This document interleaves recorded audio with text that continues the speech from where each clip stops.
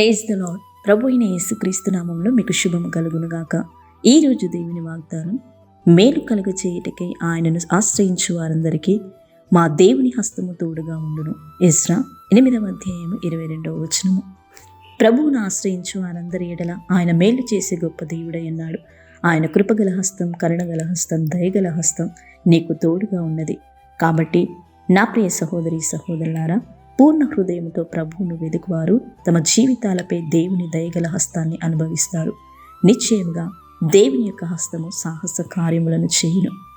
దేవుని యొక్క దయగల హస్తం నీకును నీ కుటుంబానికి తోడై ఉండి మిమ్మల్ని నడిపించి బలపరిచి స్థిరపరచును. ప్రార్థన. కృపా కనికరం కలిగిన గొప్ప తండ్రి, మహోన్నతమైన దేవ, మహాగణుడా, నీకు స్తోత్రములు చెల్లిస్తున్నాం. నీ దయగల హస్తం మాకు తోడుగా ఉంచండి. నీ గొప్ప కార్యములను మా ఎడల మీరే జరిగించమని ప్రార్థిస్తున్నాం. నీవెంతైనా నమ్మదగిన గొప్ప దేవుడవు.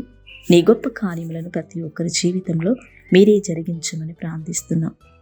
నిన్ను ఆశ్రయించు వారందరి ఎడల నీవు కృపచూపు గొప్ప దేవుడవైనావు గనక నీ గొప్ప ఆదరణ, నెమ్మది, సమాధానం, సంతోషం మీరే ప్రతి ఒక్కరి జీవితంలో కలుగచేయమని, ఈ దిన దీవెనల చేత, ఆశీర్వాదముల చేత ప్రతి ఒక్కరిని నింపి బలపరచమని యేసు నామములో ప్రార్థిస్తున్నాము తండ్రి.